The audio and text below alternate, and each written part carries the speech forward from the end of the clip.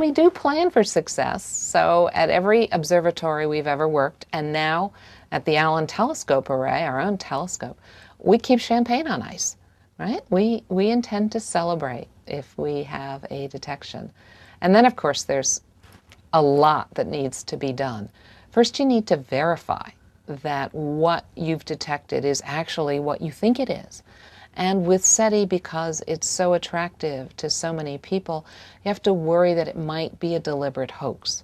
So we have to take precautions, and one of the easiest things to do, and one of the most sensible things to do, is to call up a telescope to the west of us that has the capability to detect the frequencies that we've detected, and ask them to go looking with their equipment to see if they see a signal.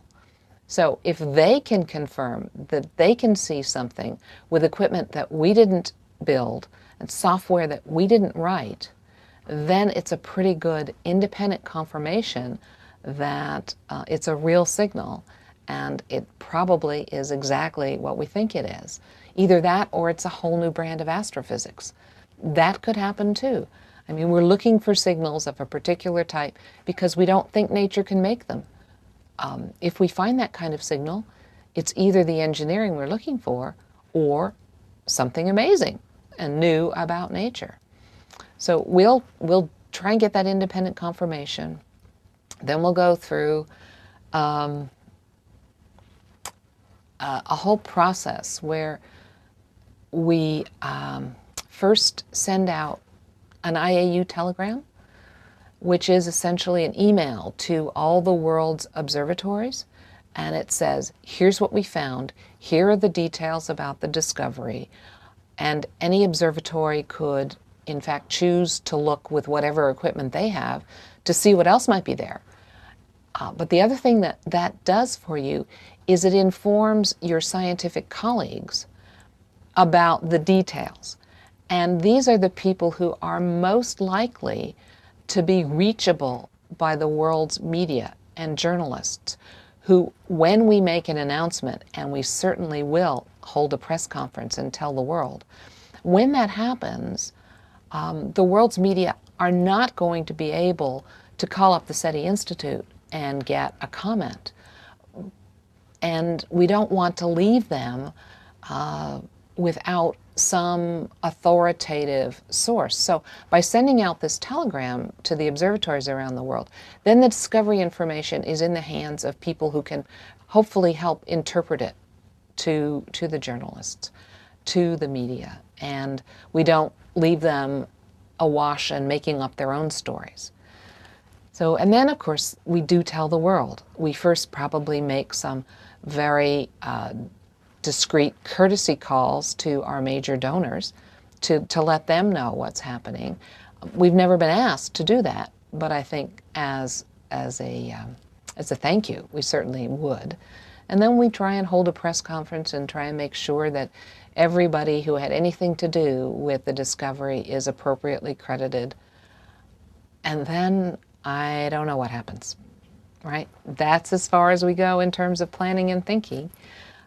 We've tried to put a little effort into, gee, how do we keep our phones working and our internet up, right, when we expect a huge deluge of people wanting to know more.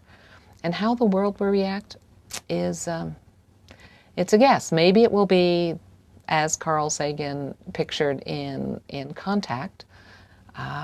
Maybe it will be different.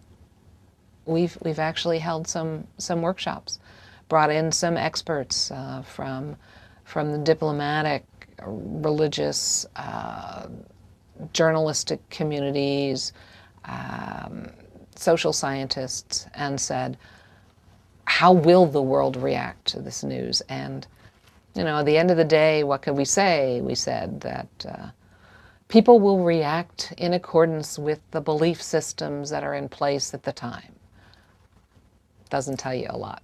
So I guess the other thing that came out of these workshops was the importance of trying to educate and inform people in advance that this is a possibility. This could happen.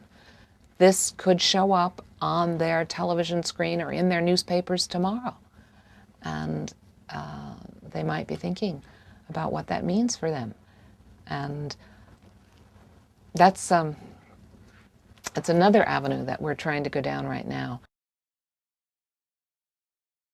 I would be so overwhelmed and excited simply to have an answer to this old question, even if there's no message, even if it's just kind of a cosmic dial tone that's a proof of existence. I mean, good heavens, we've answered a question that we've wondered about for ages.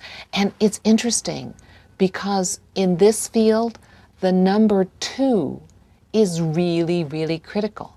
So we have one example of life here on this planet. We don't know about any other. But the moment you get a second example, then you know there are many. You know, in physics we tend to count 1 to infinity. So with a single example, it could be unique. The moment you get a second, you know it's abundant. And so the moment that we find that evidence of the second technology, we'll start looking for more because we know they're going to be out there. And so understanding actually how we fit in, what the diversity is, what physics and chemistry have managed to concoct other places. What other kinds of biology? That's what interests me rather than sending a message about us. I'm really interested in them.